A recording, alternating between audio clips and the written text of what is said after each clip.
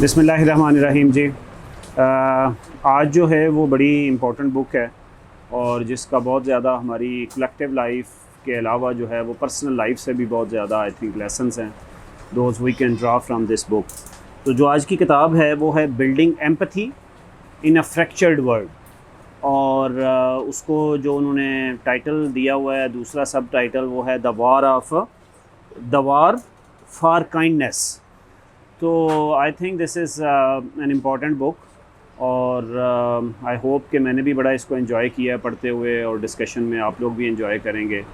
सो उमर साहब, without any delay पहले थोड़ा स्टार्ट इस तरह से करते हैं कि ऑथर के बारे में कुछ बता दें, क्योंकि जो बुक ऐसी है कि उसकी पर्सनल लाइफ से उसने इंस्पिरेशन ले के तो किताब लिखी है और इस एरिया को एक्सप्लोर किया है।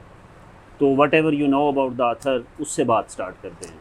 हाँ जी, ये आप जब अभी अमेरिका तशरीफ़ ले गए, हाँ, रियासत हाय मुत्तहिदा अमेरिका के दौरे पर, मगरबी रियासतों में, हाँ, साजिश या हाँ, मदाखलत के चक्कर में आप गए उधर, तो मैंने जो किताबों की लिस्ट थी उसमें एक ये लिस्ट थी, क्योंकि ये अदरवाइज़ मुझे मिल नहीं रही। जैसे मेरा ज़्यादातर तरीका तो ये होता है कि एक किताब के अंदर से दूसरी के अंदर से कोई ना कोई किताबों का तारुफ हो जाता है।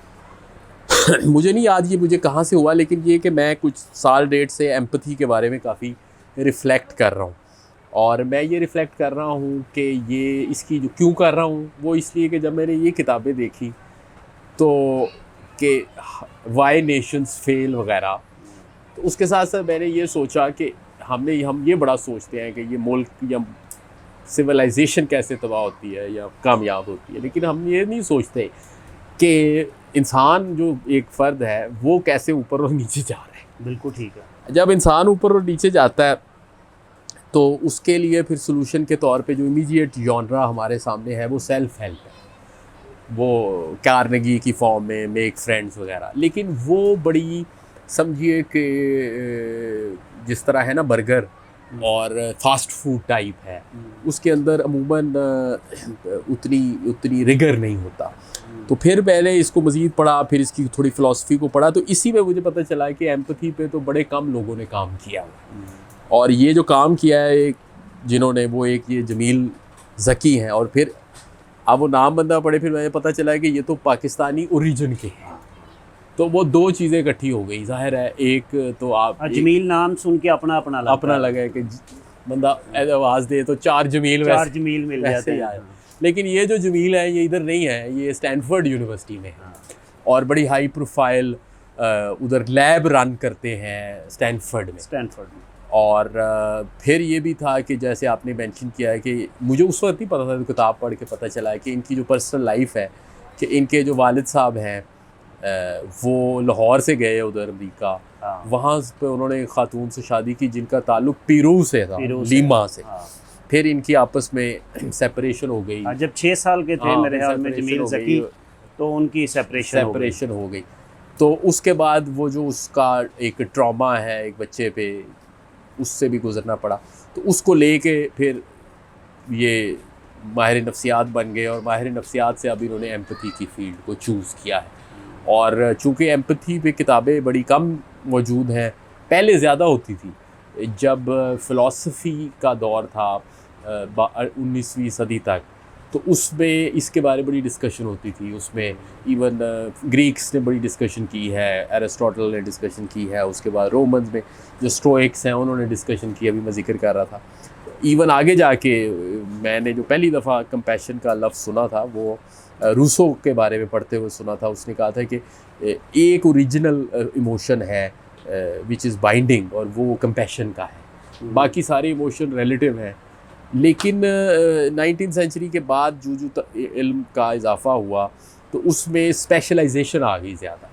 तो स्पेशलाइजेशन के अलावा एम्पिरिसिज्म आ गया, यानी जो चीज़ साइंस से प्रूव नहीं हो सकती उसको आप डिस्कशन करने का कोई फ़ायदा नहीं है। तो वो जो पुरानी चीज़ें थी, एथिक्स वगैरह, मोरालिटी, वो समझा गया कि शायद रिलीजन का सब्जेक्ट है, और रिलीजन के बारे में थोड़ी सी एक राय चूँकि 19th और 20th सेंचुरी वेस्ट में एडवर्सेरियल थी, तो उसको बिल्कुल साइड पे कर दिया गया। फिर 70s में या 80s में जब लीडरशिप और मैनेजमेंट का लिटरेचर आया, उसके बाद फिर इन चीज़ों का दोबारा एक रिवाइवल हुआ कि यानी कि आप एथिकल लीडरशिप का कॉन्सेप्ट आया और उसके साथ साथ ये वैल्यूज़ का कॉन्सेप्ट आया। अभी जो मर्ज़ी हो, मतलब हबीब बैंक ने अगर वो कार्ड बेचने हो जो कि किसी बुरे से बुरे सूदखोर से भी बदतर है, जिसमें इतना सूद और शिकंजा है, वो भी उसको पेश करते हैं। हाँ, सबसे बड़ी मिसाल माइक्रो फाइनेंस इंस्टीट्यूशन है पाकिस्तान के, जो पॉवर्टी एलिविएशन करना वो कहते हैं कि ये वैल्यूज़ हैं। तो वो वैल्यूज़ का अब एक जिक्र है, लेकिन ज़्यादातर इदारों को वैल्यूज़ के अंदर जाने में कोई दिलचस्पी नहीं है। तो हम पहले आखिर पे आते हैं। हाँ, तो मज़े वाली बात यह है कि जब ये हमने किताब अनाउंस की तो तब से लेके जमील ज़की जो है वो मुझे ट्विटर पे फॉलो करना स्टार्ट हो गया। अच्छा, मुझे नहीं किया उन्होंने, नहीं किया उन्होंने, मेरा ख्याल है गिला करता हूँ। हाँ? गिला ये करता उनसे गिला आपने करना है कि किताब मैंने रिकमेंड की थी इसको। तो अच्छा, जो जमील ज़की हैं वो बड़ी इंटरेस्टिंग बात वो बताता है कि वो कहता है मेरा बाप जो है वो तो लाहौर से गया था और वहाँ PhD किया एक ही यूनिवर्सिटी में, और उसकी अम्मा जो है वो वहाँ से गए वाशिंगटन स्टेट यूनिवर्सिटी में उन्होंने। तो वो 6 साल के थे तो जब वो डाइवोर्स हो गई तो वो कहता है कि मैं जो है ना वो दोनों पेरेंट्स के पास आता जाता था। तो वहाँ वो बड़ी इंटरेस्टिंग बात बताता है, तो that brings us back home as well. वो कहता है कि ये जो मेरे जो अब्बा थे वो बड़ा एम्बिशियस इंसान था, और वो उस जगह से आया हुआ था कि जहाँ हाई नंबर लेने पड़ते हैं, जहाँ सारे लोग ऊपर नहीं पहुँचते, तो कट थ्रोट कंपटीशन होता है, SAT टेस्ट होते हैं, ये वो सारा कुछ, इंजीनियर बनना होता है, डॉक्टर बनना होता है। तो ये मेरे अब्बे में वो एम्बिशंस थी कि कुछ कर गुजरो, कुछ बनो। लेकिन कहता है मेरी जो अम्मा हैं वो बड़ी सिंपैथेटिक सी खातून थी, जो वैल्यूज़ को ज़्यादा तरजीह देती थी, क्वालिटी ऑफ लाइफ को, खानदानी, वो पीरू की जो रवायात हैं उसके मुताबिक वो मेरी परवरिश करना चाहती थी। तो मेरे लिए बड़ा ये वो कहता है मैंने बड़ा अर्ली एज में तो आई सफ़र्ड इनिशली, लेकिन उसके बाद वो कहता है कि मैंने ये स्टार्ट कर दिया कि I started understanding the perspectives और the where they are coming from. तो देन आई रियलाइज्ड कि why my dad is so ambitious and why my mom is different and why they are seeing to me different things. तो वो कहता है मेरे लिए जो लेसन है उसको उसने नाम दिया है, वो कहता है कि this was a gym for me, gym to learn empathy. कि मैंने एम्पथी उस वक़्त सीखी बड़े अर्ली एज में कि जिसमें जो है वो मैं जब अब्बा के पास जाता था तो I would have to understand कि where my father is coming from और उसके लिए क्या गोल्स हैं, और मेरी अम्मा कहाँ से आ रही है और उसके लिए क्या गोल्स हैं। तो वो कहता है कि ये जो जिम है मैंने तो उस जिम से लर्न किया, एंड देन आई थॉट कि why don't I build gym for everyone. तो वो कहता है अब जो मेरी लैब है स्टैनफोर्ड में, this is gym to learn empathy. तो ये आथर का हमारे लाहौर से जो ताल्लुक़ है, आजकल भी बच्चे जो है वो तैयारी कर रहे होंगे MCAT की, मेडिकल टेस्टों की, और वो कट थ्रोट कंपटीशन होता है, not everyone will make it, हर किसी ने डॉक्टर इंजीनियर बनना होता है। तो मेरे ख्याल में हमारे यहाँ ये जो है ना, ये जो स्ट्रगल जो है ना वो रिलेटिवली ज़रा ज़्यादा ओवर एम्बिशियस होना पड़ता है। हाँ, और मुझे तो हैरानी ये हुई कि मैं ये समझता था कि हम वो लोग होंगे जो दुनिया में मशहूर होंगे इस हिसाब से कि ये ख़ानदानी रवायात के अलमदार हैं। लेकिन हम तो बड़े कोरिया नज़र आए हैं इसमें, सिंगापुर टाइप, और वो जो है साउथ अमेरिका वाले वो बड़े ख़ानदानी रवायात। एनी हो, तो चलें इस पे चलते हैं। तो थोड़ा सा पहले चूँकि उसने भी बड़ी डिस्कशन की है, तो I think first we need to understand the concept of empathy, कि उसको कैसे आसान लफ्ज़ों में आप एम्पथी को बताएंगे, फिर मैं भी अपनी लर्निंग बताऊंगा जो मेरी अंडरस्टैंडिंग है। लेकिन पहले आपसे स्टार्ट मैं ये चाहता था कि इसमें ये गुफ्तगू होती जो नहीं हुई, क्योंकि जो राइटर है वो साइकोलॉजिस्ट है। अगर ये थोड़ा सा इसको ब्रॉड करते ना, तो चूँकि मैं हिस्ट्री लेके आ रहा था तो इसकी हिस्ट्री में सबसे पहले इसकी वो कंस्ट्रक्शन देख लेते, तो एम्पथी की कंस्ट्रक्शन बड़ी आसान है। अगेन उर्दू में इसके कोई मुतबादिल लफ्ज़ मुझे नहीं मिला। आप ढूंढते होते हैं? मैं ढूंढा बड़ा, लेकिन वैसे इसकी जो लिंग्विस्टिक ट्रेडिशन है वो बड़ी स्ट्रॉन्ग है, क्योंकि इसके अंदर इसका जो मादा है वो है पैथोस से, और पैथोस जो है उसका बड़ा रोल है अगेन ग्रीक लर्निंग में, और उसकी 2 लेग्स हैं, एक को वो पैथोस कहते थे, एक को वो एथोस कहते थे। पैथोस जो थी उसी से बाद में डॉक्टरी पैथोलॉजी भी निकली, और ethos pathos is in your body और ethos is what you behave, जिस तरह आप मुआशरे में, बिल्कुल सही, जिससे एथिक्स निकली।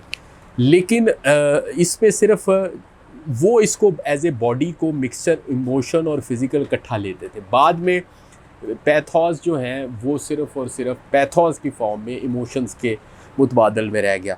जो एम है वो बड़ा दिलचस्प है। तो ग्रीक में और लैटिन दोनों में एम यूज़ होता है विद इन के लिए। ठीक है। तो एम जहाँ पे भी इस्तेमाल होता है ना, आप जहाँ कहीं और भी एम अगर यूज़ करके देखें तो उसका मतलब होगा इन। ठीक है। सो फॉर एग्जाम्पल एम्बार्क, और आप इस तरह के लफ्ज़ करते चले। जो मुझे लैंग्वेज में इंटरेस्ट है तो मैं देखता रहता हूँ कि लैंग्वेज की कंस्ट्रक्शन क्या है। तो एम्पैथी का मतलब ये है कि जब आप किसी एक फीलिंग दूसरी फीलिंग के साथ मिक्स हो जाए। बिल्कुल ठीक है। So you are within the feeling of someone. बिल्कुल ठीक तो है। जो आप महसूस कर रहे हैं वो मैं महसूस करना शुरू कर दूँ, तो इसका मतलब ये होगा कि मेरी एम्पैथी है। इसको ये आगे लेके जाते थोड़ा सा मज़ीद, यानी कि उसको एक ऑर्गेनाइज उसको बनाते हैं और ये कहते हैं कि ये तीन चीज़ें, एक चीज़ है अंडरस्टैंडिंग, दूसरी है शेयरिंग और तीसरी है केयरिंग। ठीक है। तो अंडरस्टैंडिंग पहला स्टेप है कि जब भी दो इंसान मिलें तो ये चाहिए कि आप समझें कि दूसरा इंसान क्या कर रहा है। उसके बाद अंडरस्टैंडिंग के बाद शेयरिंग है। शेयरिंग का मतलब ये है कि आप उसको ये कन्वे करें कि मुझे ये पता है कि आप क्या महसूस कर रहे हैं। और केयरिंग में ये है कि अगर आपको ये महसूस होता है कि कोई उसमें कोई मसाइल है या कोई कॉन्फ्लिक्ट है तो आप उसको रिजॉल्व करने की कोशिश करें। तो ये एक फ्रेमवर्क है जिसमें ये इसको लेके चलते हैं। ये बड़ा अच्छा उसने दूसरा उसमें जो एक वो बात इसमें अक्सर हम एम्पैथी के ज़िम्रे में जब आते हैं ना तो हमें अक्सर ऐसा लगता है कि किसी वल्नरेबल की हेल्प करना या मोस्टली उसके कॉन्टेक्स्ट में एम्पैथी आता है। लेकिन उसने एक और बड़ा इसमें एम्फेसाइज़ किया है। उसने कहा है जो डिसएग्रीमेंट्स के केस में, कि जो डिसएग्रीमेंट्स होते हैं हमारे, उसमें एम्पैथी की अगर आप एप्लीकेशन करें तो यू विल नो कि कैसे world can become a better place. और वो एम्पैथी को कहता है कि ये हर इंसान के लिए तो this is a good trait. जो बंदा ज़्यादा एम्पैथेटिक होगा वो प्रोफेशनली भी ज़्यादा ग्रो करेगा। वो कहता है वो दूसरों की तो हेल्प करेगा, वो प्रोफेशनली ग्रो भी करेगा, उसका अपना मेंटल पीस भी बेहतर होएगा, उसकी अपनी लर्निंग भी बेहतर होएगी, एंड ही और she will have more friends as compare to the one who is not empathetic. और उसके अंदर मेरा ख्याल है जो बड़ा रोल है वो डिसएग्रीमेंट्स का है कि जैसे आज इलेक्शन हो रहे हैं तो तुमने किसको वोट डाला है, मैंने किसको डाला है, तो उसकी बेस पे लड़ाई हो जाएगी। तो अब एम्पैथी ये भी है कि दोनों समझें कि कौन किस वजह से किस तरफ जा रहा है, तो उससे रिलेटिवली रिलेशन जो हैं वो बेहतर हो जाते हैं। सो वो जो है उसमें स्पेशली जो है एम्पैथी को उसने उस कॉन्टेक्स्ट में भी बड़ा अच्छा एक्सप्लेन किया है। तो अभी जो है वो एक इसमें जो है वो एम्पैथी में अगर और आपके जहन में कोई बात हो, जो मुझे इसका एक चैप्टर है बहुत अच्छा उसने वो लगा था, इसमें उसने ओवर एम्पैथी की बात की हुई है कि कुछ टाइम पे कुछ ऐसे प्रोफेशंस होते हैं या कुछ ऐसी सिचुएशंस होती हैं जिसमें जो है आई डोंट नो इसने वो वर्ड यूज़ किया है कि मैंने कहीं और पढ़ा था, दैट इज़ द वर्ड वो दैट्स कॉल्ड एम्पैथी फटीग। इसी ने यूज़ किया, इसी ने भी यूज़ किया, फटीग, एम्पैथी फटीग हो जाती है उसमें। तो उस एम्पैथी फटीग वाले को ज़रा थोड़ा सा आप डिस्कस करें, फिर मैं उसके अंदर अपना भी ज़रा शेयर करता हूँ एनालिसिस में। हाँ जी, जो किताब की तरतीब है वो ये है कि इसमें 6 या 7 चैप्टर हैं। पहले दो चैप्टर जो हैं उस पे तो रिसर्च है, वो उसकी तरफ मैं वैसे थोड़ा सा इशारा करना चाहता हूँ। पहले मैं उस तरफ आ जाऊँगा। उसमें एक डिबेट है जो कि मेरे लिए बहुत बड़ा टेक अवे था। वो एक हमारे अब तो वो हमारी तो खैर सीरियस डिबेट अब वैसे ही नहीं होती, लेकिन एक जनरली डिबेट लोगों को बड़ा शौक है जो बड़ी कॉमन डिवॉल्व कर चुकी है, वो है नेचर वर्सेस नर्चर की। और जो सीरियस स्कॉलरशिप है उसमें ये डिबेट अब सुपरफ्लुअस हो चुकी है, उसमें ये कोई डिबेट नहीं है। और उसमें जो मेन पॉइंट है वो ये है कि नेचर एंड नर्चर है, सिर्फ आपने उस स्पेक्ट्रम को देखना है कि किसके लिए किसी की कितनी ग्रोथ हो रही है, किसी की कम हो रही है। तो ये उसको लेके चलते हैं और ये कहते हैं कि जो डिबेट है वो एज़ फार एज इमोशंस और फिर एम्पैथी इज़ कंसर्न, वो है फिक्सिस्ट्स और मोबिलिस्ट्स में। फिक्सिस्ट्स और मोबिलिस्ट्स में फिक्सेस जो हैं वो ये कहते हैं कि आप जैसे बन गए हैं, अगर आपको गुस्सा बहुत आता है तो आपको गुस्सा आएगा, मुझे आता है तो मैंने गुस्सा करते ही रहना है। आप मैं हूँ ही ऐसा, ठीक है। और अगर मैं वो फलां है ही अच्छा, तो उसके जिसका नतीजा ये निकलता है कि आपको जब आपको पता चल जाए कोई फिक्सिस्ट है, तो उसका फिर सोल्यूशन जो है वो सिर्फ डेटरेंस रह जाता है। और जो वो इसमें स्कूल का थोड़ा सा चैप्टर है, वैसे इसमें कम है, होना चाहिए था कि हमारी जो स्कूलिंग है उसमें एम्पैथी का क्या रोल है। तो उसमें भी ये है कि अगर आप ये अज्यूम कर लें कि जो छोटे बच्चे हैं उनमें फॉर एग्जांपल एक बिहेवियर है और अब आप वो चेंज नहीं कर रहे, और अजम्पशन ये है कि जिसने चेंज नहीं होना, तो फिर आप क्या करेंगे? फिर आप उनको ज़बरदस्ती करेंगे ना उसके ज़रिए। लेकिन दूसरी तरफ का ओपिनियन ये है कि जो बिहेवियर है वो मेलेबल है और उसके एक बड़ी साइकोलॉजिकल मोबिलिटी है लोगों के अंदर, और लोग जो है वो बदल रहे हैं।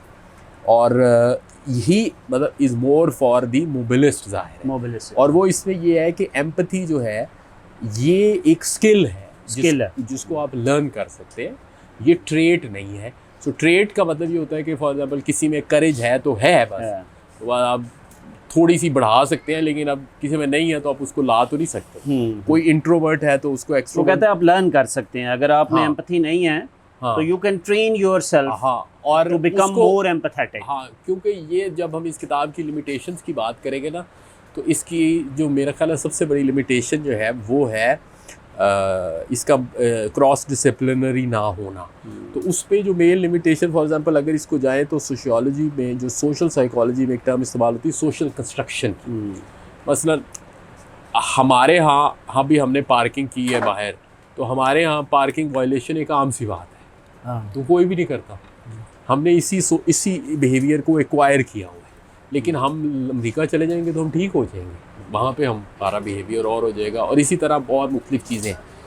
तो ये इनका जो मेन पॉइंट है वो फिक्सिस्ट की तरफ नहीं है, वो मोबिलिस्ट की तरफ।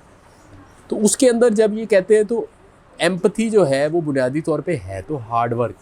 ये नहीं आपने अपने बाकी सारे काम छोड़ने हैं और आपने हर वक्त अपना एक रडार कायम रखना है, और उस रडार में हर वक्त आपने आपका रडार घूमता रहेगा, और वो ये फ़लाँ क्या सोच रहा है उसको जाऊँ, ये नहीं बिल्कुल आप जो है ना वो समझे बुद्धिस्ट आजकल की ज़्यादा में, या उसके अलावा इस तरह के बिल्कुल आप बाकी काम छोड़ देंगे।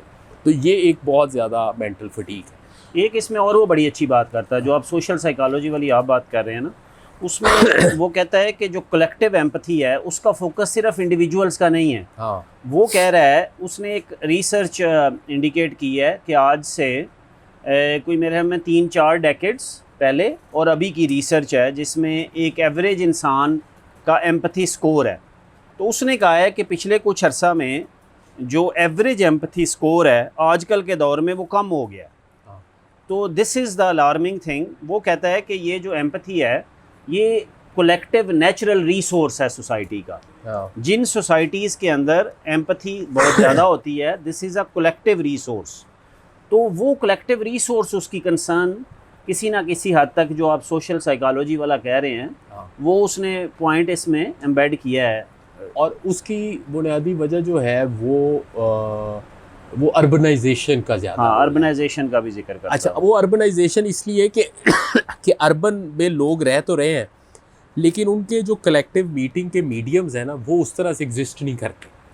यानी एक बिल्डिंग में 100 फ्लैट होंगे, वो लोग 20-20 साल रहेंगे लेकिन आपस में कभी नहीं मिलेंगे, लेकिन वो वर्क प्लेस पे मिलेंगे, सोशल मीडिया पे मिलेंगे। दूसरी ये है कि जनरली हमारे यहाँ भी सोसाइटी में एक कर्टसी मौजूद है जो ज़्यादातर फेक ही होती है, लेकिन जो जेन्युइन एम्पैथी है वो मौजूद नहीं है। और उसमें जो फटीग पे पहले मैं थोड़ी सी बात कर लूँ, और जहाँ पे एम्पैथी का सबसे ज़्यादा रोल होना चाहिए और नहीं है वो उसकी तरफ बात। फटीग ये है कि जिन प्रोफेशंस में केयर का एलिमेंट है, जैसे कि जिसमें मिसाल दी है मेडिकल प्रोफेशन, तो उस केयर में आपको हर वक्त एम्पैथी की अपनी डोज बहुत ज़्यादा देनी पड़ती है, और जिसका मतलब ये है कि आपने हर वक्त लोगों की प्रॉब्लम्स को बहुत ज़्यादा एब्जॉर्ब करना पड़ता है।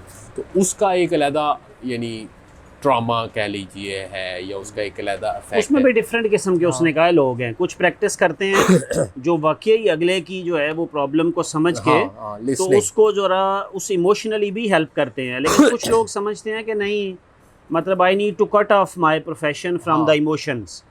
लेकिन वो कहता है कि वो डॉक्टर्स या उनके पेशेंट ज़्यादा सेटिस्फाइड होते हैं जो डॉक्टर्स अपने they are more sympathetic with their patients. Detachment है ना, जो हाँ। एक लोग हैं वो डिटैचमेंट कर लेते हैं। डिटैचमेंट कर लेते तो हैं, डिटैचमेंट जो है स्पेशली इमरजेंसी टाइप के वो ऐसे ऐसा है। ऐसे जो उसमें होते हैं वो डिटैचमेंट कर लेते हैं और उस डिटैचमेंट के दौरान वो इम्यून हो जाते हैं और उनका ख्याल ये होता है कि वो बेस्ट परफॉर्म करेंगे अगर वो डिटैच रहेंगे। ऑन दी अदर हैंड वो लोग ज़्यादा कामयाब हैं और उसमें रिसर्च भी मेंशन है बहुत सारी कि जो कि अपने आप को इमोशनली एक्टिव रखते हैं, इमोशनली इन्वॉल्व रखते हैं और try to do their best और फेलियर को भी फिर एम्ब्रेस करते हैं। अच्छा, एक इसमें ना वो मैंने एक और जगह जो है ना किसी जगह पढ़ रहा था इससे रिलेटेड, जब मैं इसको कर रहा था ना, मैं अक्सर इस तरह की किताब जब डिस्कस करनी होती है तो मैं पढ़ के जनरली भी उसके कॉन्सेप्ट्स बुक रिव्यू के लिए ना मैं और भी कॉन्सेप्ट्स उसके देखता हूँ बाकी लोगों ने क्या लिखा है। तो मैंने एम्पैथी फटीग जो है ना उसके बारे में थोड़ा सा रिसर्च किया। तो ये एक BBC की डॉक्यूमेंट्री थी, छोटी सी कोई डॉक्यूमेंट्री थी, पैकेज था एक, उसमें बड़ा अच्छा उन्होंने एक्सप्लेन किया हुआ।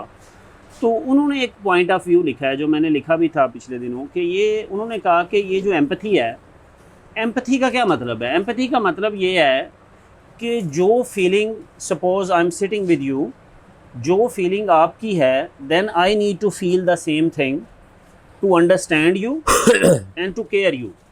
अच्छा, अब वो कहते हैं कि देयर आर, उन्होंने न्यूरोलॉजिकल रिसर्च की तो उन्होंने कहा जो पार्ट ऑफ द ब्रेन जो हैं इस वक्त आपके, सपोज कोई सफ़र कर रहा है, तो जब आप वही वाली फीलिंग करेंगे तो आपके भी वही पार्ट ऑफ द ब्रेन सफ़र करना स्टार्ट होगा। मिररिंग है ना, मिररिंग, तो वो मिररिंग होएगी। तो उन्होंने कहा कि अगर आप ये बहुत ज़्यादा ये करते रहें, ठीक है, तो some people are more on the giving side, ठीक है, हम फैमिलीज़ में भी देखते हैं, प्रोफेशंस में भी देखते हैं। जैसे मैं अक्सर देखता हूँ ये जो मेंटल हेल्थ प्रोफेशनल्स होते हैं, देमसेल्फ, साइकोलॉजिस्ट, साइकियाट्रिस्ट, वो दिन में कितने लोगों की कैसी कैसी ट्रामेटाइज स्टोरी सुनते हैं।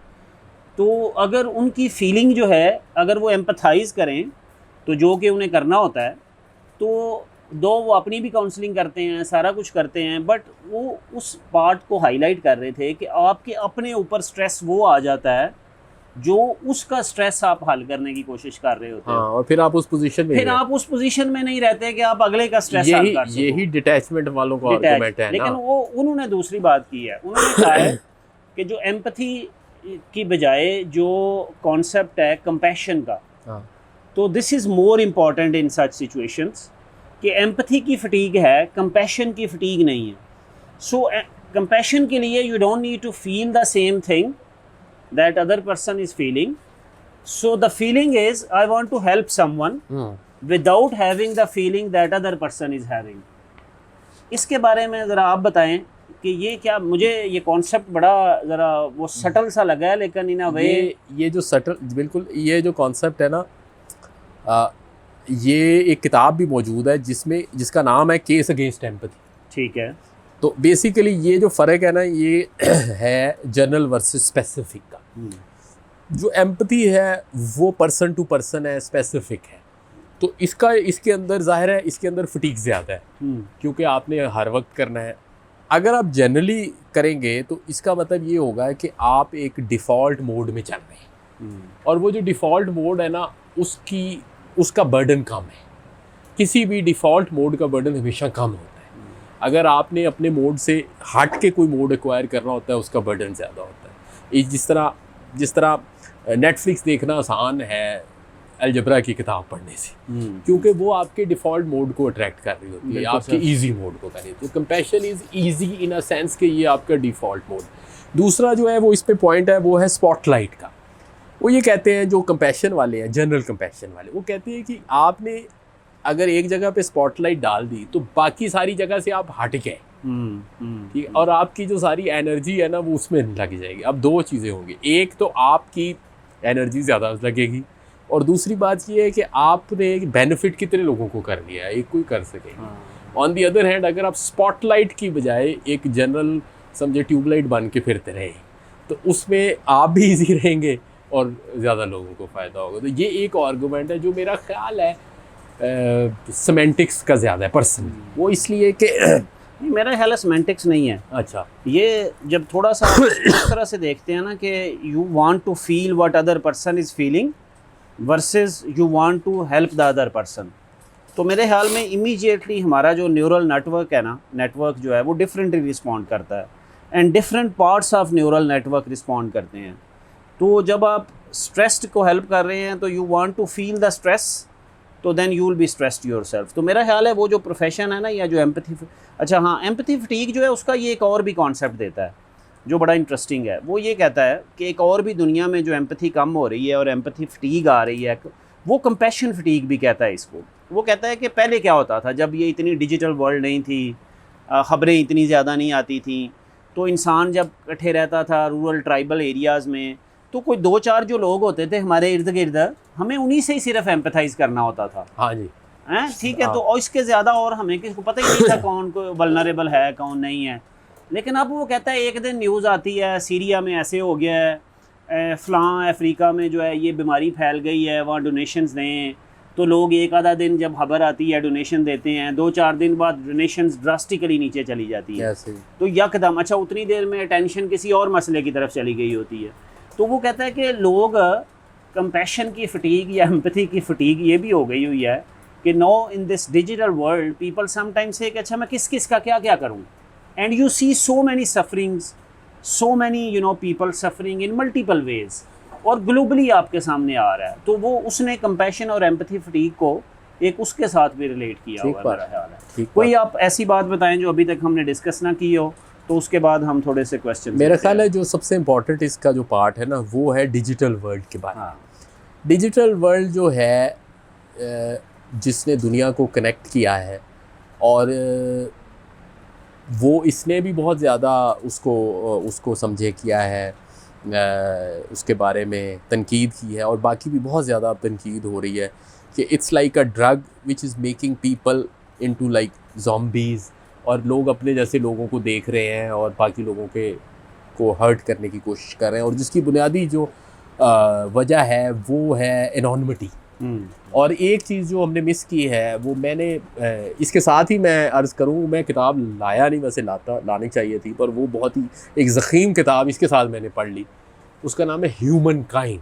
हाँ, ह्यूमन काइंड, रटकर बर्गमैन की, वो बड़ी मशहूर किताब, 600-700 सफ़े की किताब। इनसे मैंने पूछा तो वो सोल्ड आउट हो गई, वो इधर अवेलेबल है पाकिस्तान में, ये किताब अवेलेबल नहीं। ह्यूमन काइंड का जो मेन आइडिया है वो ये है कि हम जितनी ज़्यादा बातें सुनते हैं अपने ह्यूमंस के बारे में कि वो बुरे हैं, वो सारी की सारी एक हमारी वो है, यानी कि एक दूसरे के लिए एक पैरानोया के तौर पे हमने की है, वरना ह्यूमन बुनियादी तौर पे काइन है। तो वो जो एक्सपेरिमेंट्स हैं, स्टैनफोर्ड प्रिजन एक्सपेरिमेंट से लेकर लॉर्ड ऑफ द फ्लाइज, और जो विलन और जो वायलेंस, तो ये वायलेंस सारी एग्जैजरेटेड है। तो उसके अंदर जो पॉइंट था बड़ा ही इंटरेस्टिंग, ये उसका एक थोड़ा सा पार्ट को एड्रेस करती है। वो ये था कि ह्यूमन का जो डिफ़ॉल्ट मोड है वो काइंडनेस है, ठीक है, लेकिन वो उससे हट जाती है। जहाँ पे दोनों कन्वर्ज करते हैं वो ये है कि ये जो सोशल मीडिया है और इंटरनेट है ना, ये काइंडनेस से हमें डिप्राइव कर रहे हैं। और इसके पीछे एक बहुत बड़ी थेरी का ऑपरेशन है जो इन्होंने भी डिस्कस किया, वो है कॉन्टेक्ट थेरी। और जो एक किताब थी एल्पर्ट की जिसका नाम था सोर्स ऑफ प्रेजुडिस या मेकिंग ऑफ प्रेजुडिस, जिसने प्रेजुडिस को डिस्कस किया, तो उसके अंदर ये बताया गया है कि जो कांटेक्ट है लोगों का, अगर वो मीनिंगफुल हो, अगर वो इक्वल बेसिस पे हो, तो उसकी वजह से प्रेजुडिस बेहतर हो जाता है। इन्होंने भी कांटेक्ट थ्योरी को डिस्कस किया है। और लेकिन उसके साथ उन्होंने कहा कि कांटेक्ट थ्योरी है बड़ी ट्रिकी सी। बाज़ दफ़ा आप उन लोगों के साथ रहते हैं तो सबसे ज़्यादा गुस्सा भी आपको उन्हीं पे चढ़ता है। अगर आप इमिग्रेंट्स के साथ रहते हैं और आपको लगता है कि इमिग्रेंट्स आपकी नौकरी ले, आपको गुस्सा उन पे। अगर आप माइनॉरिटी के साथ रहते, तो कांटेक्ट थ्योरी का एक पॉइंट है जो हमने इतना डिस्कस किया। और दूसरा ये इंटरनेट का, कि internet basically no one people are not kind to each other, even when you are flaunting.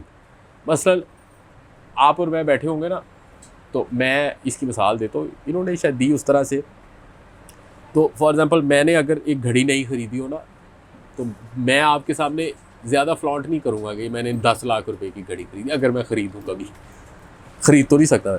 लेकिन अगर मैं सोशल मीडिया पे जाऊँ ना, तो मैं उसको फ्लॉन्ट करूँगा कि मैंने रोलेक्स की घड़ी ले ली है, इसलिए कि वहाँ पे मुझे मेरी कर्टसी ख़त्म हो चुकी है। जब मैं आपके साथ बैठा हूँ या आप मेरे साथ बैठे हैं, तो हमारी थोड़ी सी कर्टसी है।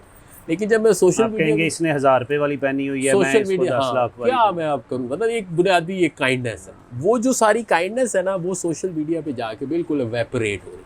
सो या तो लोग डायरेक्टली एक दूसरे को हर्ट कर रहे हैं जो उनसे अपोजिंग व्यू रखते हैं, या अगर वो हर्ट नहीं कर रहे तो वो जो अपनी लाइफस्टाइल को फ्लॉन्ट कर रहे हैं, it is indirectly making people look kind of bad about themselves. बिल्कुल सही है कि जी मैं ये तो ग्रीस आइलैंड्स पे गए हैं, मैं तो नहीं जा सकता, इससे तो ब्रांडेड कपड़े पहने हैं, मैं तो नहीं पहन सकता, ये तो इनके बच्चे तो इतनी तरक्की कर गए हैं, मेरे बच्चे तो नहीं कर रहे। तो इन वन वे और अदर इट्स अ टॉक्सिक। 2-3 बातें और मुझे अभी इसमें याद आ रही हैं। एक वो जो मैं डॉक्यूमेंट्री जिसका रेफ़र कर रहा था, उसने एम्पैथी की एक और डाउन साइड बताई हुई थी। हाँ, कौन वाली साइड जो है, उसने कहा है कि एम्पैथी जो है वो जनरली जो आप जैसे लोग होते हैं ना, आप उनसे एम्पैथी करते हो। मसलन जो इमिग्रेंट्स हैं, अगर आप बाहर इमिग्रेंट हो तो आप किसी और इमिग्रेंट को देखोगे तो आप उससे ज़्यादा एम्पैथाइज करोगे। और जो वाइट अमेरिकन है वो वाइट अमेरिकन से ज़्यादा करेगा। जैसे हमने ज़की साहब को ज़्यादा एम्पैथाइज किया है कि लाहौर से इनके वालिद साहब थे। दूसरा उन्होंने कहा है कि ये आप जो है वो एम्पैथाइज करते हो रिलीजन की बेसिस पे, सेक्ट की बेसिस पे। तो उसने कहा एम्पैथी जो कंपैशन है उसके अंदर ये चीज़ निकल जाती है। जब आप कहते हो कंपैशन तो उसमें ये नहीं है। दूसरी दो उसने बड़े मज़े वाले एक्सपेरिमेंट्स डिस्कस किए हुए हैं। एक वो कहता है कि जनरली ये कंसीडर किया जाता है कि ख़वातीन जो हैं वो ज़्यादा एम्पैथेटिक है दैन मर्दों की निस्बत, एक जनरल मिथ है। तो कहता है होगी या नहीं होगी एक अलग इशू है, लेकिन हमने एक एक्सपेरिमेंट रन किया तो हमने कुछ इंसेंटिव्स रखे उसमें। तो जब हमने इंसेंटिव्स रखे तो man became more empathetic that women. तो उसने कहा this is the green light है कि आदमियों को एम्पैथेटिक बनाया जा सकता है अगर उन्हें कोई इंसेंटिव हो। सेल्फ फुलफिलिंग, हाँ, सेल्फ फुलफिलिंग प्रोफेसी। तो दूसरा उसने जो है वो एक इंटरेस्टिंग जो इसमें बात की हुई है, उसने सैन फ्रांसिस्को एरिया में होमलेसनेस बहुत है। उसने कहा जनरली होमलेसनेस के बारे में लोग देख के उनको यही समझेंगे ये पता नहीं कौन लोग हैं, कैसे हैं, क्या हुआ, क्यों बाहर बैठे हुए हैं, तो अच्छा नहीं समझेंगे, इंटरेक्ट नहीं करना चाहेंगे। तो उसने ना रियल स्टोरीज़ देखी, कुछ होमलेस जो लोग थे उनकी स्टोरीज़ लेके तो उनको वर्चुअल रियलिटी से एक्सपेरिमेंट कराया कि ये जो होमलेस था ये कौन था जो सामने बैठा हुआ था। तो उसमें ये निकला कि एक होमलेस था जो उसकी इमीडिएटली जो है ना जॉब चली गई और वो अपने अपार्टमेंट का रेंट नहीं पे कर पाया, तो उसको प्रॉपर्टी वालों ने अपार्टमेंट से बाहर निकाल दिया। तो he didn't have space for few days to live. तो बाद में कहीं वो रिकवर कर गया, but few days he spent on the roads. तो जब उसकी वो बात दिखाई, फिर उन्होंने इस तरह के और 2-3 लोगों की ये स्टोरीज़ दिखाई कि कैसे they were not homeless people but circumstances happen and they came on the road. तो अमेरिका के अंदर आपको पता है वहाँ तो ऐसा नहीं है कोई चाचा मामा फुफ्फो नहीं है जिसके घर जाके आज रह लेंगे, तो भाई के पास रह लेंगे, बहन के पास रह लेंगे। तो हर कोई जो है ना वो अपनी अपनी ज़िंदगी गुजारता है। तो वहाँ उस सोसाइटी में जो होमलेसनेस है, इनफॉर्मल नेटवर्क चूँकि इतने जो है वो वीक हो गए हुए हैं, तो वो जो है वो कहता है जब लोगों को ये स्टोरीज शेयर की तो people became more empathetic toward. बाद में उनको ट्रेस किया कि know how do they interact with homelessness, बेहतर हो, तो उनका जो है वो रवैया बेहतर हो गया। तो लिहाजा वो कहता है कि ये लोगों को एम्पैथेटिक जो है दिस इज़ अ स्किल, ठीक है, और वो स्किल सिखाई जा सकती है। तो उस स्किल को सिखाने के लिए हमने एक एटम कैंप का कोर्स ऑफ़र किया है। अच्छा। और वो एक बड़ी अच्छी लीडिंग साइकियाट्रिस्ट हैं AKU यूनिवर्सिटी की, डॉक्टर आयशा मियाँ, और हमने जो है वो इमोशनल इंटेलिजेंस पे कोर्स ऑफ़र किया है। और उनसे स्पेशल जो मैंने रिक्वेस्ट की थी इसीलिए कि हम एम्पैथी और इमोशंस को ज़्यादा इंपॉर्टेंस नहीं देते हैं। ये भी देखें ना, आप पाकिस्तान में देखें तो जस्ट हम इमेजिन करें, या इतने बड़े बड़े प्रोफेसर साहिबान, एक हमारे पास भी प्रोफेसर साहब हैं और भी यूनिवर्सिटियाँ भरी हुई हैं, बड़े बड़े रिसर्च ग्रांट्स हैं। तो इफ़ वी लुक अराउंड, कोई हमें नज़र आता है कि ये प्रोफेसर एम्पैथी पे लिखता है जी, ये प्रोफेसर इमोशंस पे लिखता है। एम्पैथी पे लिखे या ना लिखे, एम्पैथी दिखाए तो सही, दिखाए तो सही। तो ठीक है।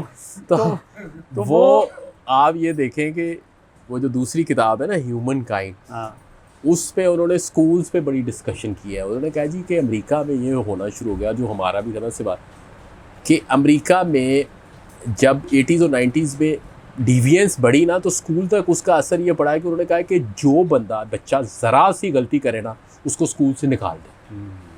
और उसने कहा कि यहाँ तक हुआ, और बल्कि इन्होंने भी एक बच्चे का लिखा, आपको शायद इसमें याद हो, जेसन या क्या नाम है, जिसने क्योंकि मैं दोनों इकट्ठी पढ़ी, जिसको उसकी वाइस प्रिंसिपल ने जेल भिजवाने के लिए भेज दिया। तो और उसका भी मेन आर्गूमेंट ये था कि जो स्कूल है और जो हॉस्पिटल्स हैं वो मैं एक दफ़ा रात को ना 2-3 बजे वालदा की तबीयत ख़राब हुई, तो मैं ना म्यू हॉस्पिटल उनको ले गया।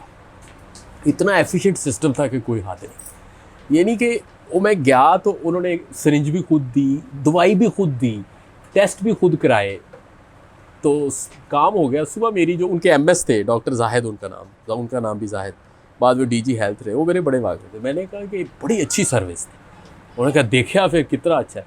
मैंने कहा पर एक बात है कि किसी बंदे ने कोई स्माइल, कोई अच्छे तरीके से बात, ऐसे लगता था कि बस ये जो है ना मशीन की तरह। और तीसरी तरफ इसमें भी एक चैप्टर वगैरह से डिस्कशन हम आगे जाते हैं, ये डिस्कशन बड़ी इंटरेस्टिंग होगी कि जो एंटी एम्पथी डिपार्टमेंट्स हैं, हमने मेडिकल का और टीचर्स का तो जिक्र किया, वो है पुलिस जिनका कोई लेना देना नहीं है। हालांकि आपकी गाड़ियों पे लिखा होता है कि नफरत जो है वो मुजरिम से नहीं जुर्म से करें। नहीं, उन्होंने क्या लिखा होता है? उन्होंने मिसाल दी है अमेरिका की। तो उन्होंने कहा जी कि वहाँ पे एक फीमेल है जो उनकी ट्रेनिंग की हेड है, उसकी बड़ी उन्होंने कहा जी कि एम्पथी को ट्रेनिंग लाए, तो उसको सारों ने उसके खिलाफ कैंपेन चलाई कि ये किस चक्कर में है। तो हमारे यहाँ भी ऐसे ही है। तो उसकी वजह ये है कि हमारे यहाँ भी एक वॉरियर मेंटेलिटी को, उनकी जो मेन डिबेट है वो भी है वॉरियर और गार्डियन की डिबेट। हमारे यहाँ भी एक जिंगोइज्म, एक वॉरियर मेंटेलिटी है, किलिंग, हमारे किलिंग का आजकल ये जो मॉब वाला आप देखते हो, ये इतने मॉब के अलावा जो हम खुद कर रहे हैं, सही कह रहे हैं, यानी जो हम खुद करें वो भी तो यही है ना। यानी कि इतनी वेपनाइजेशन है और इतना ज़्यादा ग्लोरिफिकेशन है वायलेंस की, और उसके नतीजे में अब एम्पैथी की जगह तो क्या हो। तो ये जो हम सारे, असल बात ये है कि जैसे वो नेचुरल रिसोर्स की बात करता है, तो मैं लास्ट उस पर रुकता हूँ कि एक तो जिन्होंने वो स्किल लर्न करनी हो एम्पैथी की, वो एटम कैंप की वेबसाइट पे जाएं और जाके वो कोर्स एनरोल करें।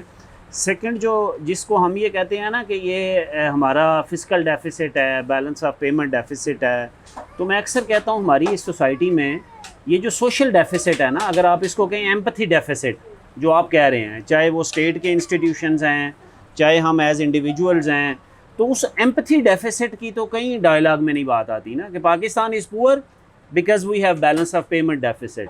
नहीं, हमारे तो उसमें हमारा एम्पैथी डेफिसिट का जो रोल है वो तो हमारे किसी डायलॉग में आता ही नहीं। हमारे यहाँ एक चीज़ बड़ी बोली जाती है, वो ये है इखलाकी इन्हतात। हाँ, ये है, ठीक है। लेकिन जब हम उसके अंदर जाते हैं ना, जिसे कहेंगे मॉरल क्राइसिस कह लें या मॉरल डीके, तो उस पर फिर हम ये कहते हैं कि अच्छा, उस पर हमारी जो प्रायोरिटीज़ है ना वो कुछ और है। मसला हमारे यहाँ मॉरल की डिस्कशन तो है, क्योंकि जनरली इसकी एक वजह एम्पैथी की नहीं है। नहीं, लेकिन जो मॉरल की डिस्कशन का भी कोई फ़ायदा नहीं हुआ कभी। नहीं, मॉरल पता नहीं, शायद उसको तो चलो एक अलग डिबेट है, लेकिन मॉरल की डिस्कशन हमारे यहाँ चूँकि रिलीजन से भी आती है, फिर हमारी जो अदरवाइज़ ईस्टर्न कल्चरल है वो भी सारा उस पर मोरालिटी की बड़ी एक रूटेड है। और मोरालिटी के साथ साथ एक चीज़ और रूटेड है, वो है कस्टम्स एंड कन्वेंशंस। तो ये समझा जाता है जैसे हॉस्पिटैलिटी की बड़ी वैल्यू है हमारे यहाँ, कुछ हद तक जनरॉसिटी की भी है। अगर आप चूँकि हम पोस्ट कलोनियल स्टेट हैं और हमारे यहाँ करप्शन बड़ा चैलेंज है, तो हमें पता है कि ईमानदारी और बेईमानी में क्या फ़र्क है। बिल्कुल सही है। उसके पता होने से कोई फ़ायदा नहीं हुआ हमें, बेईमानी वाले लोग बेईमानी करते चले जा रहे हैं, लेकिन ये कि कम से कम लोगों को पता है। पर ये जो नुआंस पॉइंट है ना अबाउट काइंडनेस, ये हमारी डिबेट में नहीं है। बिल्कुल सही कह रहे हैं कि जिसमें चाहे आप उसको कंपैशन कह लें, चाहे एम्पैथी कह लें, एम्पैथी कह लें, हाँ, ये मिसिंग है, ये उसमें से मिसिंग है। ये एक पैकेज में तो कहीं ना कहीं आ जाता है, लेकिन स्टैंड अलोन। हाँ, मैं पर्सनली इससे इतना ज़्यादा हूँ, एक तो ये कि जिस जगह पे भी पावर हो ना, उसके साथ एम्पैथी की बड़ी ज़रूरत होती है। सही कह रहे हैं, क्योंकि अकाउंटेबिलिटी या तो सिस्टम के अंदर होती है या पर्सन के अंदर होती है। अगर वो सिस्टम के अंदर ना हो तो पर्सन के अंदर जो अकाउंटेबिलिटी है, उसका जो लीवर है ना, वो एक एम्पैथी है।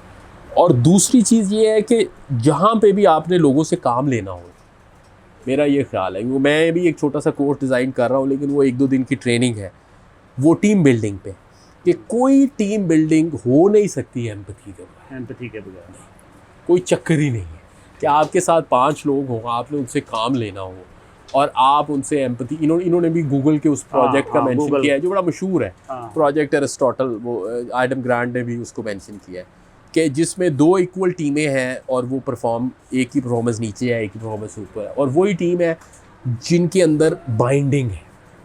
तो वो इस पे एक कंपैरिजन है, बाइंडिंग वर्सेस ब्लाइंडिंग। तो कहते हैं कि जनरली इमोशंस ब्लाइंड यू, लेकिन एम्पैथी बाइंड्स। तो मेरा ख्याल है इसी मैसेज पे बिल्कुल ठीक है। सो हम थोड़ा सा ऑडियंस से कोई कमेंट, ऑब्जर्वेशन, क्वेश्चंस। सोसाइटी में हमारी अगर पॉलिटिकल कल्चर करें, हमारी पॉलिटिक्स करें, तो अगर हम कॉन्स्टिट्यूंसी की बात करें या उससे थोड़ा सा ऊपर चले जाएँ, तो कोई भी लोग जो सोसाइटी के लोग हैं, तो वो किसी सफ़र कर रहे हैं, किसी न किसी प्रॉब्लम से, वो जब अपने रिप्रेजेंटेटिव के पास जाते हैं तो वो तब तो ठीक उससे बातचीत कर लेगा, एक एम्पैथेटिक बिहेवियर उसमें होगा, लेकिन जब बात लेजिस्लेशन पे जाती है तो लेजिस्लेशन में कहीं ना कहीं एम्पैथी जो है वो लैक करनी चाहिए। अगर लेजिस्लेशन हो भी जाए, जैसे फॉर इंस्टेंस कि हमारे सोशल इशूज़ हैं, जैसे चाइल्ड अब्यूज़ को रोकने हैं, आपने डोमेस्टिक वायलेंस के खिलाफ कोई ना कोई लॉज बन गए हैं जो भी है, उसमें आगे जब स्टेट इंस्टीट्यूशंस की बात होती है, आपके सिविल सर्वेंट्स की बात होती है, तो उनके पास जब लोग दाद रसी के लिए जाते हैं तो उनमें भी जो एम्पैथेटिक बिहेवियर है वो बहुत ज़्यादा लैक कर रहा होता है। आप सब चूँकि खुद भी सिविल सर्वेंट हैं, नेशनल पुलिस अकेडमी में आपका बहुत रोल है, तो मेरा आपसे क्वेश्चन यही है कि इसमें कहीं ना कहीं आपके कोई कोर्सेज या कुछ ऐसे आपके स्टेप्स हैं जिससे आप ये इंटरप्रेट कर रहे हैं एम्पैथेटिक बिहेवियर अपनी ब्यूरोक्रेसी के अंदर लेकर किसको मिलता। देखना ये है कि सोसाइटी जो है ना, वो किन एट्रीब्यूट्स को रिवॉर्ड करती है। अल्टीमेटली जो सारी बहस होती है वो इंसेंटिवाइजेशन पे होती है। अब अगर सोसाइटी रिवॉर्ड करेगी स्टेटस को, प्रेस्टीज को और पावर को ना, तो लोग वो पावर एक्वायर करना चाहेंगे। जहाँ पे सोसाइटीज़ पे रूल ऑफ लॉ वगैरह होता है, वहाँ पे लोग पावर रिज्यूम करते हैं अपने लिए। यानी ये नहीं है कि स्वीडन में लोग को पावर नहीं चाहते, लेकिन वो बंदे की ख्वाहिश है कि यार मैं एक ऑफिस ले लूँ। तो अब चूँकि आपने ब्यूरोक्रेसी वगैरह की बात की, तो उसके साथ एक पावर अटैच है।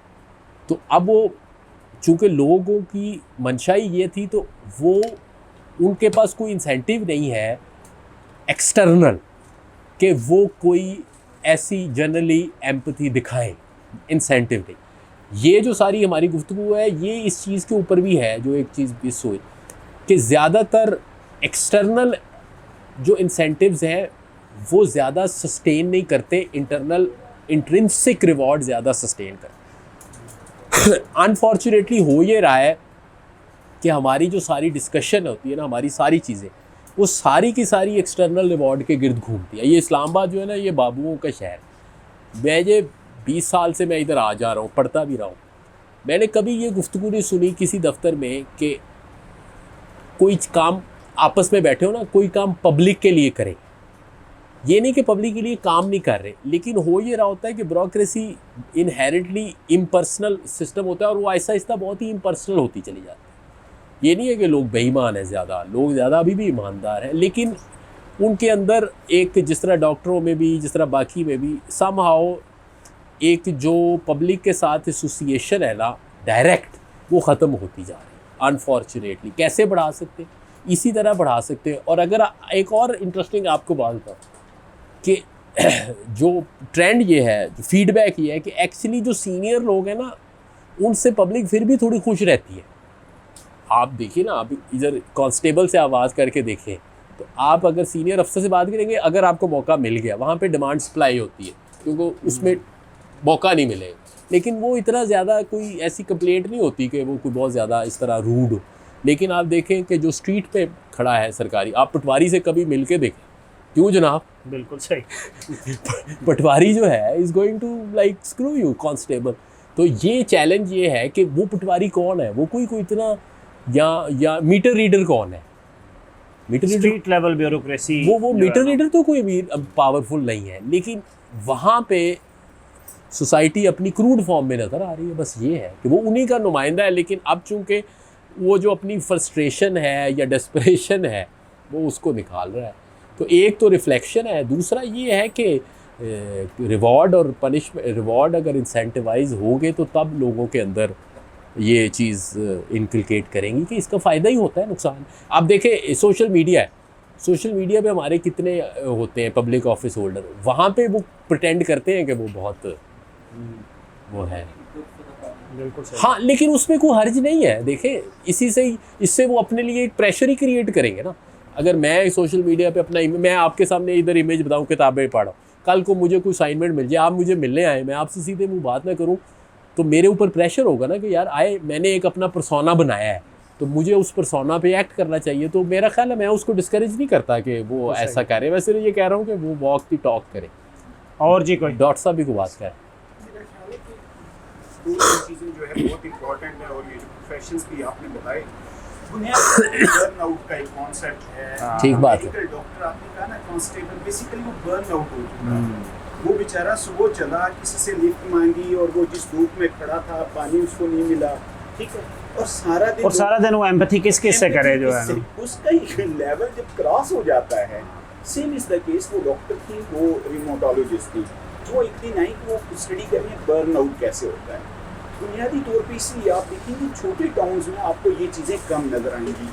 क्योंकि वहाँ पे आपका नंबर ऑफ इंटरेक्शंस जो है, चाहे वो पुलिस ऑफिसर से है, चाहे वो आपका जो है वो नीचे डॉक्टर्स के साथ है, तो वहाँ के डॉक्टर्स आपको बेहतर तरह से डील करेंगे एज़ कम्पेयर टू जब आप जो है वो एक ये ओवरऑल नॉट ओनली पाकिस्तान का। तो मेरा ख्याल है इसमें वो जो दोबारा से इकनॉमिक्स का एक रोल है, उसको बुनियादी तौर पे किस वर्किंग एनवायरनमेंट में हमने रखा हुआ है।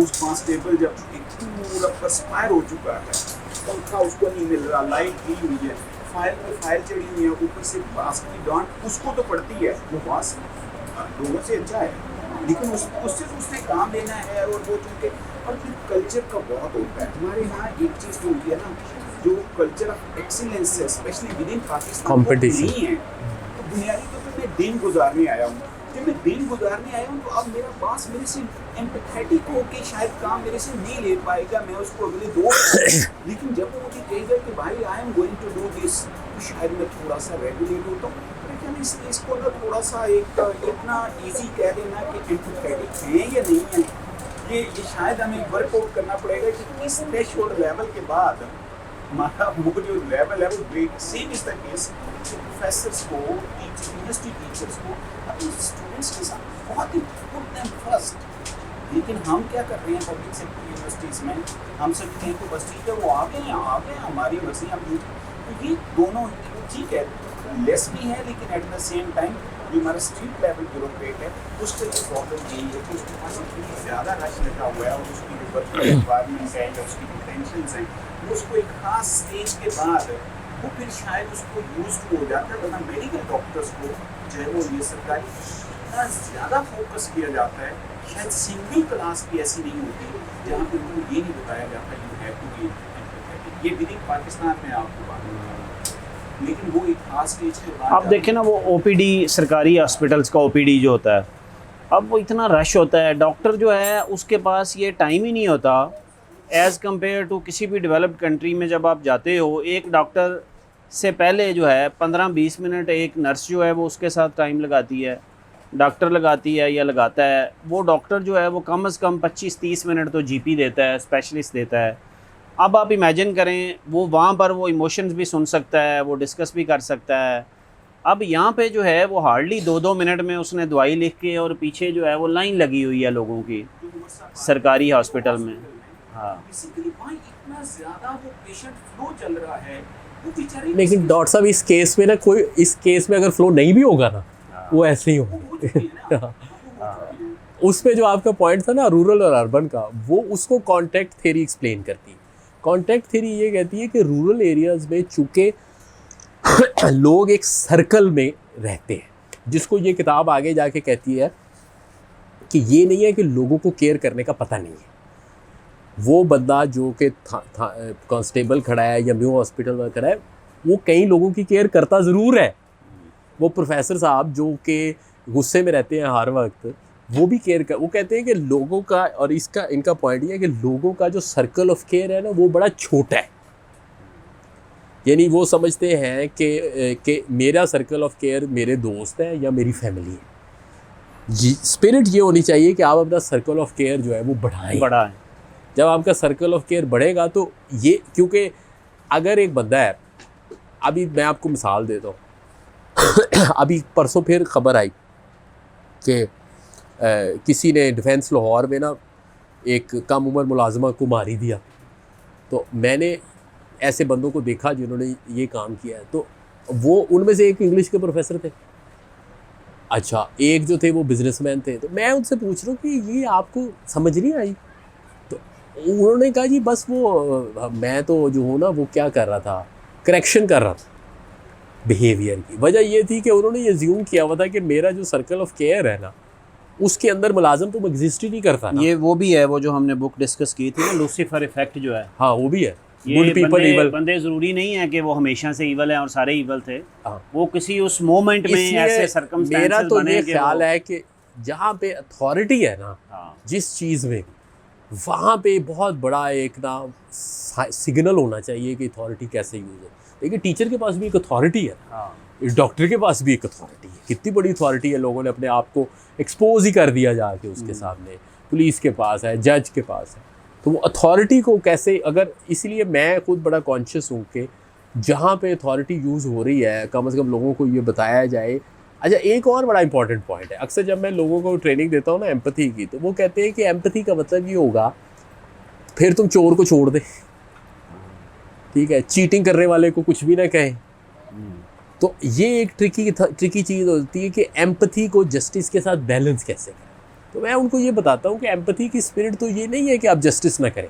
मतलब फॉर एग्जांपल अगर मैं एक दिन नौकरी का ना इंटरव्यू ले रहा 100 के करीब, मैंने हर एक को कहा कि यार आप बड़े काबिल हैं, 100 में से रखना तो एक को ही है, लेकिन आप मुझे इतने काबिल हैं कि आपको कहीं ना कहीं मिल जाएगी। तो मेरे साथी जो इंटरव्यूअर थे वो कह रहे हैं आप क्या कहते हैं, इतने नलायकों को आप कहीं जा रहे हैं। मैंने कहा देखिए वो इनकरेज हो जाएगा। मैं कोई 2 को तो नहीं रख सकता। वैसे भी जज ज़्यादा करते हैं ना हम लोग। नहीं वही पहले कहे कि मैं 2 को तो नहीं रख सकता। इसी तरह अगर मुझे किसी को सज़ा देनी है तो मुझे सज़ा तो मुझे देनी है, लेकिन जब मैं उसे ये बता दूँ, इसमें एम्पैथी में एक और चीज़ होती है ट्रांसपेरेंसी। हाँ, कि अगर मैं उसको बता दूं कि भाई आपने ये वायलेशन की है, आपको इसकी सज़ा मिल जानी है, ये है सज़ा। लेकिन जब एंगर उसमें आ जाता है तो तब उसमें लोग करेक्ट नहीं होते। बिल्कुल ठीक है। मेरे ख्याल में टाइम हो गया, अभी हम इसको कंक्लूड करते हैं। अगर और कोई क्वेश्चन हुआ तो हम, कोई क्वेश्चन किसी का? जी आप बताइए।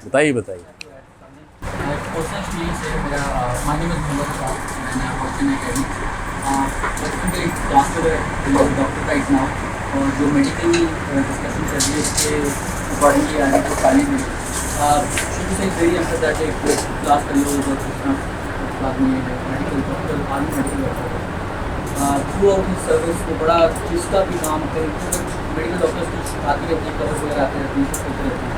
उसको कहीं से कॉल आ जाती थी तो वो जहाँ भी उधर ट्राई टू हेल्प है in what ever the way.